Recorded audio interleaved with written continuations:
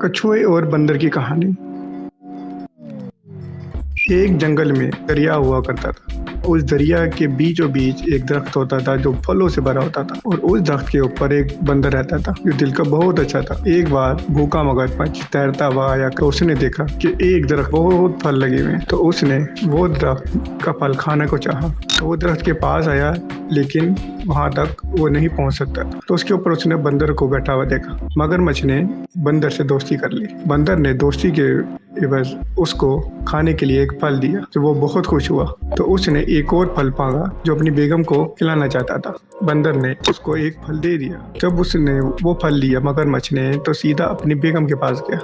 उसने उसको वो फल दिया जो उसने खाकर बड़ा एंजॉय किया। लेकिन उसके खाने के बाद उसने मगरमच्छ से कहा, मैं तुम्हारे बंदर का दिल खाना चाहती हूँ। मगरमच्छ जो अपनी बेगम से बहुत प्यार करता था, उसने फौरन हामी भर ली और वो वापस बंदर के पास चला गया। बंदर को जाके कहा कि मेरी बेगम तुमसे मिलना चाहती है। बंदर ने जाने की हामी भर ली और वो उसके ऊपर बैठकर उसकी बेगम से मिलने के लिए जाने लगा। रास्ते में मगरमच्छ ने उसको बताया, मेरी बेगम तुम्हारा दिल खाना चाहती है, जो उसको बहुत पसंद है। तो बंदर अंदर ही अंदर दिल ही दिल में बहुत गुस्सा हुआ कि ये मेरी दोस्ती का क्या सिला दे रहा है। बंदर को एक तरकीब सोची। उसने कहा मगरमच्छ से कि तुम मुझे उसी टाइम बताते जब मैं दरख्त पे था, क्योंकि मैं तो दिल अपना दरख्त पे भूल आया हूँ। मगरमच्छ ने कहा, चलो कोई बात नहीं, हम जाकर दोबारा ले आते। तो जब वो वापस गया और दरख्त पर बंदर चढ़ गया, ऊपर से उसने उसको गुस्से से कहा, चलो जाओ, तुम दफा हो जाओ, कि तुम दोस्ती के काबिल नहीं। जिसने तुम्हें खाने को फल दिया उसी को मारना चाहते हो, उसी का दिल अपनी बेगम को खिलाना चाहते हो। आज के बाद ये मेरे पास मत आना। तो इस तरह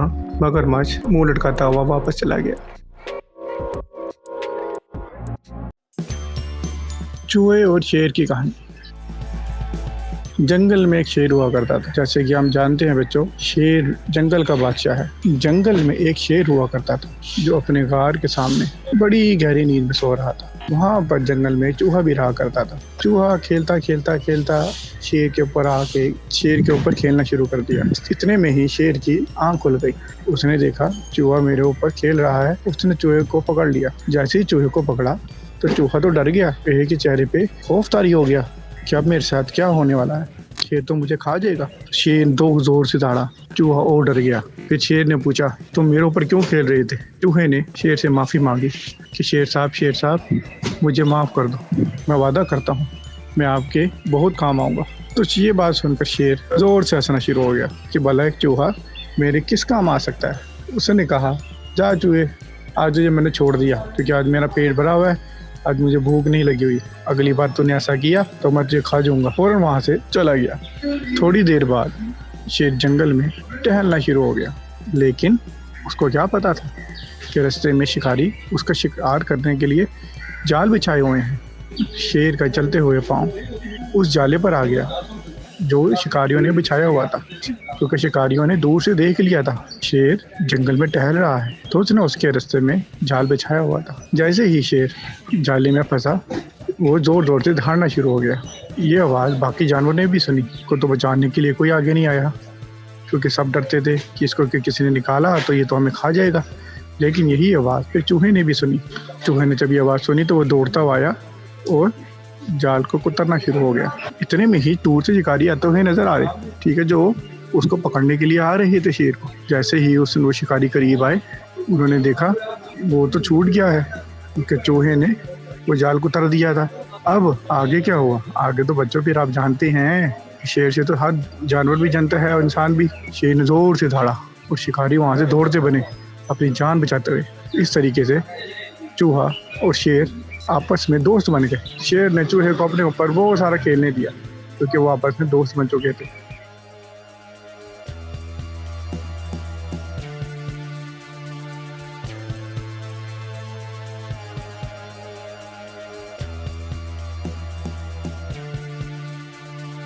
तो बच्चों, मैं आज आपको भेड़ की कहानी सुनाने वाला हूँ, जिसका नाम नीली था।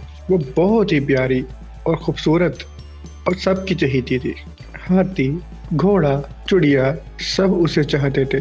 कुछ अर्से बाद नीली के माँ बाप को कहीं शहर से दूर जाना था, लेकिन नीली वहाँ से जाने के लिए तैयार नहीं थी। कि माता पिता ने कहा, नीली तुम अभी बहुत छोटी हो, खेलते खेलते कहीं दूर मत निकल जाना और कहीं तुम्हें कोई लोमड़ी उठा के ना ले जाए। तो नीली ने कहा, माँ अब चिंता मत करें, ये सब दोस्त यहाँ पर हैं। नीली ने एक ना मानी। फिर नीली के माँ बाप ने नीली के दोस्तों को समझाया। नीली के माँ बाप ने कहा खेलते खेलते कहीं दूर मत निकल जाना। ये कहकर उसके माँ बाप शहर से दूर चले गए। नीली के दोस्त अपने अपने काम में मसरूफ थे, तो नीली खेलती खेलती घास चरती चरती बहुत दूर निकल गई। उसे ये भी ना पता चला कि वो खेलते खेलते जा कहाँ रही है। लेकिन अचानक उसके सामने एक लोमड़ी आ गई। फिर लोमड़ी की नज़र नीली पे पड़ी, तो उसको देखते ही लोमड़ी के मुंह में पानी आ गया। हा हा हा, आज मुझे बहुत अरसे बाद एक चटपटा खाना खाने को मिलेगा, ये लोमड़ी ने कहा। इसे अगर मैंने यहीं मार दिया तो इसके दोस्त यहाँ आ जाएंगे, तो तब मैं क्या करूँगी। तो लोमड़ी ने नीली से बात करना शुरू की। वो ऐसे जताया कि जैसे तो नीली की बहुत अच्छी दोस्त है। नीली, तुम खेलते खेलते इतनी दूर निकल आई हो, क्या तुम्हें डर नहीं लगता। लोमड़ी ने नीली से कहा। तो नीली ने कहा, हाँ मैं तो खेलते खेलते इतनी दूर चली आई, मुझे तो पता भी नहीं चला। हाँ मेरी माँ ने मुझे कहा था कि खेलते खेलते दूर मत जाना, वहाँ का लोमड़ी ना आ जाए और ना वो तुम्हें खा जाएगी। लोमड़ी ने कहा, अच्छा तो तुमने अपनी माँ की बात नहीं मानी। चलो फिक्र मत करो, तुम मेरे साथ आ जाओ, मेरा घर यहाँ से दूर नहीं है, चलो मेरी पीठ पे बैठ जाओ। तो नीली लोमड़ी के पीठ पे बैठ गई। वो दोनों गप्पे लड़ाते लड़ाते लोमड़ी के घर तक पहुंच गए। वो देखो वो आ गया मेरा घर। दोनों फिर जैसे ही अंदर गए, लोमड़ी ने कहा, खेलो यहाँ बैठो, मैं तुम्हारे लिए कुछ खाने को लाती हूँ। तो नीली ने कहा, ये है तुम्हारा घर, इतना गंदा, छी। चलो नीली तुम तो आ गई हो, ये तुम साफ कर दो। नीली ने कहा, हाँ चलो ठीक है, मैं साफ कर देती हूँ, जब तक तो मेरे खाने के लिए कुछ ला। तो नीली घर साफ करना शुरू हो गई। तो सफाई करते करते उसकी नज़र एक गोश्त के टुकड़े पे पड़ी, जो देख के वो डर गई। ओहो, अगर ये लोमड़ी निकली तो काश मैंने अपनी माँ की बात सुन ली होती। और वो रोने लगी। लेकिन उसे अचानक चिड़िया की उसे एक सीटी सुनाई देने लगी। जब उसने खिड़की से बाहर देखा, ये चिड़िया तो इसकी दोस्त है। चिड़िया ने नीली से कहा, अब तो तुम्हें पता चल गया ना कि वो लोमड़ी है, अब हम ही तुम्हारी मदद कर सकते हैं, वो तुम्हें इतनी आसानी से नहीं मार सकती। तुम इससे ऐसे बातें करते रहना जैसे कुछ हुआ ही नहीं। हमारे दोस्त तोता जी बाकी दोस्तों को बताने के लिए गए हुए हैं और वो बुला लाएंगे। नीली अचानक खामोश हो गई, क्योंकि लोमड़ी अचानक कमरे में आ चुकी थी। वो कमरे में आते ही उसे खाना देने लगी। ये देखो मैं तुम्हारे लिए खाना लाई हूँ, देखो कितनी स्वादिष्ट खाना है। मैं जंगल में जा रही हूँ, मैं थोड़ी देर बाद वापस आऊँगी, लोमड़ी ने नीली से कहा। नीली ने कहा, दोस्त मुझे तो लगा तो मुझे वापस घर छोड़ दोगी, लेकिन लोमड़ी ने कहा, हमारे माँ बाप तो घर पे नहीं हैं, तो तुम थोड़ी देर मेरे साथ ही रह लो, मैं बाहर थोड़ा काम करके वापस आती हूँ। ये कहकर लोमड़ी बाहर जंगल में चली गई और जाते जाते दरवाज़ा बंद कर गई। उसके जाने के बाद नीली ज़ोर ज़ोर से रोना शुरू हो गई। अब वो शाम को खाने के बारे में सोचेगी, अब वो मुझे खाने के बारे में सोचेगी। अचानक नीली के सारे दोस्त वहाँ आ गए। हाथी भैया भी आ गए और उसने अपनी सूंड से दरवाज़ा तोड़ दिया। तो जल्द ही वो नीली बाहर आ गई। जल्द ही उसे कुत्ते और घोड़े की भी आवाज़ सुनाई दी। क्या अब हम यहाँ से जा सकते हैं? नीली ने पूछा। और सब ने कहा, नहीं, हम यूं ही घर नहीं जा सकते, जाने से पहले इस लोमड़ी को सबसे पहले सबक सिखाना पड़ेगा। यूं सारे दोस्त इकट्ठे हो गए। यूं सारे दोस्त इकट्ठे होकर प्लान बनाना शुरू हो गए कि उससे सबक कैसे सिखाया जाए। उन्होंने एक प्लान बनाया। बिल्ली दरवाजे के बाहर बैठी थी और कुत्ता पीछे के दरवाजे के पास बैठा था, और हमारे घोड़े भैया दरवाजे के पास पहरा दे रहे थे, और हाथी भैया जंगल के बाद पहरेदारी दे रहे थे। अंधेरा हो रहा था, कोई भी अपनी जगह से हिल नहीं रहा था। आधी रात के वक्त लोमड़ी वापस आ गई। लोमड़ी बहुत भूखी थी, उसे लगा वो लोमड़ी को एक झटके में खा जाएगी। उसने जब दरवाजा खोला, कमरे में अंधेरा ही दे रहा था। वो अंदर आके जोर से चढ़ाई, नीली कहाँ हो तुम? तुमने बत्ती क्यों नहीं चलाई? हाथी भैया ने तो नीली को छत पर रख दिया था। मेरी दोस्त, मैं यहाँ ऊपर हूँ, देखो। मुझे लोमड़ी से बहुत डर लगता है। ओहो, डरने की जरूरत नहीं, मैं आ गई हूँ ना, अब तुम नीचे आ जाओ। नीले ने जवाब दिया, नहीं, चलो, छोटे से बच्चे की तरह क्यों बर्ताव कर रही हो, जल्दी से नीचे आ जाओ। चलो ठीक है, मैं ही ऊपर आ जाती हूँ। लोमड़ी छत पर आने ही वाली थी कि बिल्ली ने लोमड़ी पे हमला किया। लोमड़ी एकदम डर गई। उसने सोचा कि चलो पीछे के दरवाजे से भाग पड़ते हैं। तो पीछे के दरवाजे तक आ तो गई। वहां पर तो हमारे डॉगी भैया पहरा दे रहे थे। लोमड़ी के ऊपर हर दरवाजे पर हमला हो रहा था। लोमड़ी बहुत डर गई। लोमड़ी फिर बाहर भाग निकली। जैसे ही वो बाहर निकली तो माने तो घोड़े भैया बाहर बैठे थे। घोड़े भैया ने लोमड़ी को टांग मारी तो उसकी टांग ही टूट गई। वो जोर जोर से चीखना शुरू हो गई दर्द के मारे, और वो टूटे पांव से जंगल की तरफ भागने लगी। लेकिन जंगल पर तो हाथी भैया का पहरा लगा हुआ था। उसी लोमड़ी को अपने पास आते हुए देखा तो उसने जोर से उठाकर उसे पत्थर पे पटक दिया, और उसके बाद लोमड़ी तो उठ ही नहीं पाई। तो नीली हाथी के सूंड पे बैठी। वो सारे दोस्त घर वापस आ गए। हाथी ने फिर नीली से कहा, तुम बहुत खुशकिस्मत हो कि तुम्हें लोमड़ी के साथ आते हुए चिड़िया और तोते ने देख लिया था, वरना हम उस लोमड़ी को सबक नहीं सिखा पाते।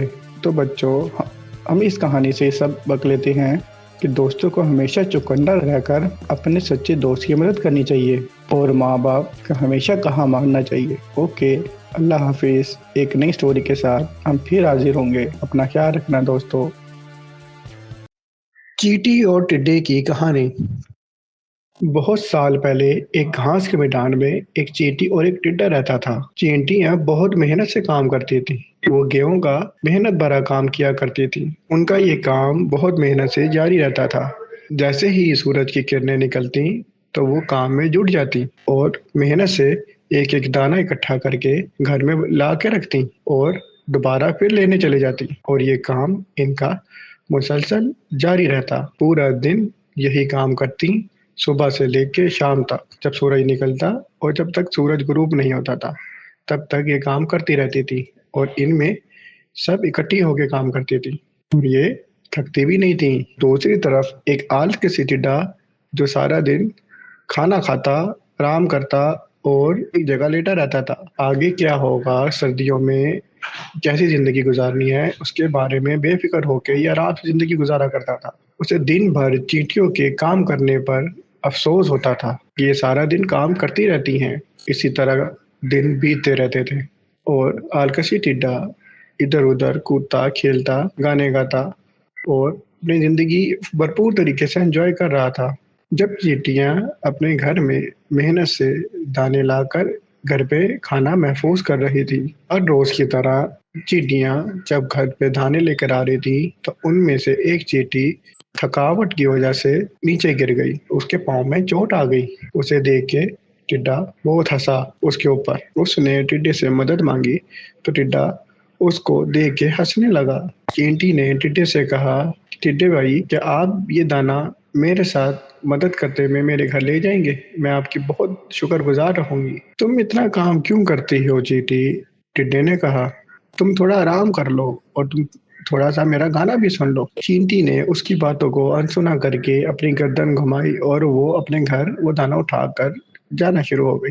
तभी टिड्डा जोर से हंसना शुरू हो गया। तुम बहुत बेवकूफ चींटी हो, टिड्डे ने चींटी से कहा।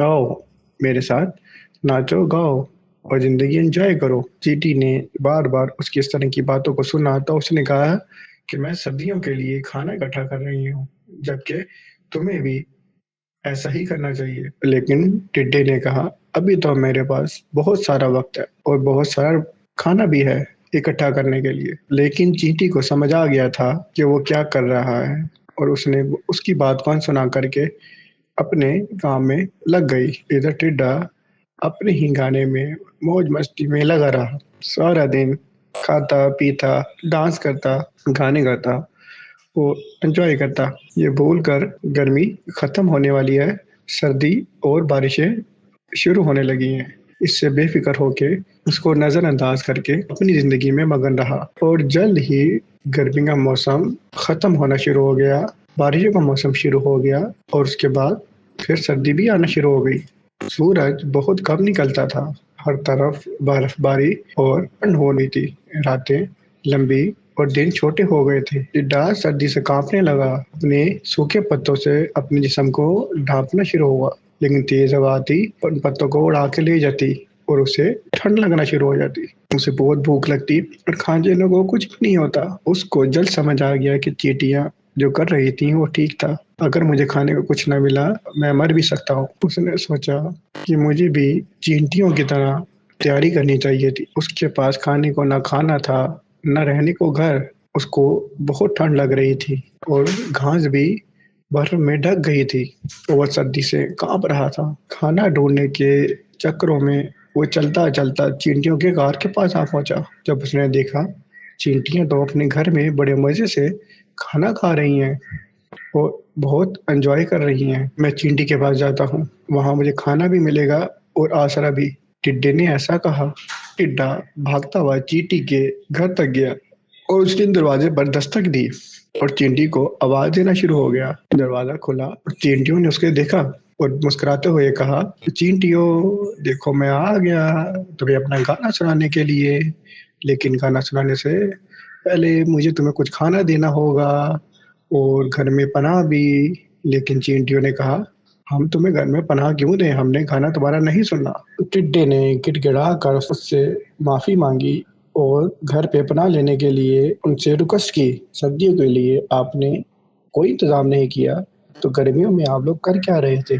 चींटियों ने ऐसा टिड्डे से कहा। वो मैं गाने में इतना मस्त रहा कि मुझे गर्मियों में खाना करने जमा करने का वक्त ही नहीं मिला। गर्मी कब गुजर गई मुझे पता ही नहीं चला। चींटियों ने गुस्से से देखना शुरू कर दिया। चींटियां पीठ दिखाकर वापस अपने अंदर चली गई। उनमें से एक चींटी टिड्डे के पास आई और उसने कहा, टिड्डे भाई, जब मैं मेहनत कर रही थी, खाना जमा कर रही थी और मैं तुमसे मदद मांगी तो तुम मेरे पे हंस रहे थे और तुमने मेरी मदद भी नहीं की थी। ये वही चींटी थी जिन्हें टिड्डे से मदद मांगी थी। तुम्हें गर्मियों में सर्दियों के लिए खाना इकट्ठा करना चाहिए था ताकि तुम्हारे सर्दियों में तुम्हारे काम आता, कि तुमने ऐसा नहीं किया। ये कह के वो भी चींटी घर के अंदर चली गई और दरवाजा बंद कर दिया। ये देखकर टिड्डा बहुत जोर से रोना शुरू हो गया।